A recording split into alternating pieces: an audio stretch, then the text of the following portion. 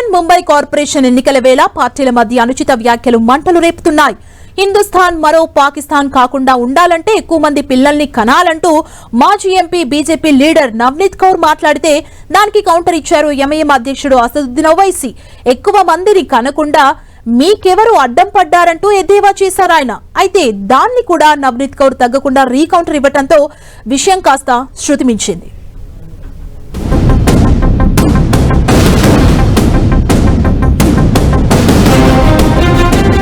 Balance తప్పుతున్న లీడర్లు. Demographic balance కోసం నలుగురిని కనాలన్న నవనీత్ కౌర్. కనకుండా నీకెవరు అడ్డం పడ్డారన్న ఓవైసీ. రాజుకున్న రచ్చ.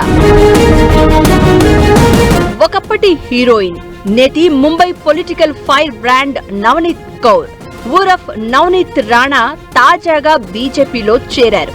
అంతకుముందు అమరావతి జిల్లాలో సొంతంగా ఆమె భర్త ఇద్దరూ స్వతంత్రులుగా గెలిచారు.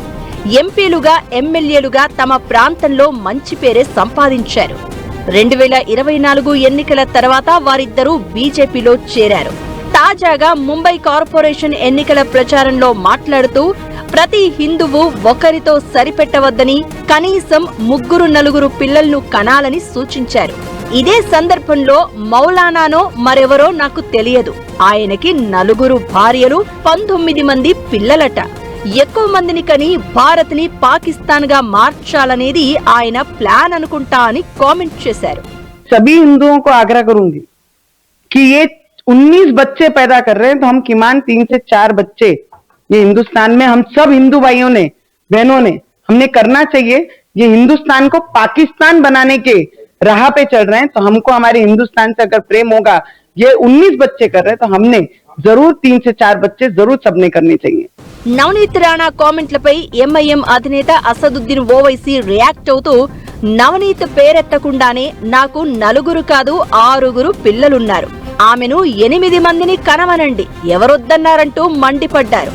అంతేకాదు RSS chief Mohan Bhagwat, AP CM Chandrababu కూడా ఎక్కువ మంది పిల్లలను కనమంటున్నారని, అసలు ఇప్పుడెందుకు ఇలా వీరంతా మాట్లాడుతున్నారో అర్థం కావడం లేదని కూడా అన్నారు.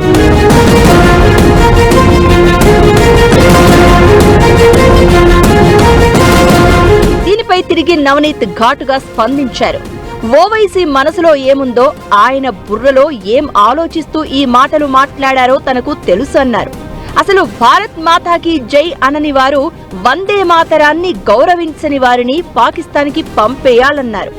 రాజ్యాంగాన్ని గౌరవించని ఎంఐఎం పార్టీ గుర్తింపును కూడా రద్దు చేయాలంటూ షార్ప్ గా రియాక్ట్ అయ్యారు. దీంతో రాజకీయ వేడి పతాక స్థాయికి చేరింది. డెమోగ్రాఫిక్ బ్యాలెన్స్ పేరుతో రాజకీయ నేతలు బ్యాలెన్స్ తప్పుతున్నారనే విమర్శలు బయలుదేరాయి.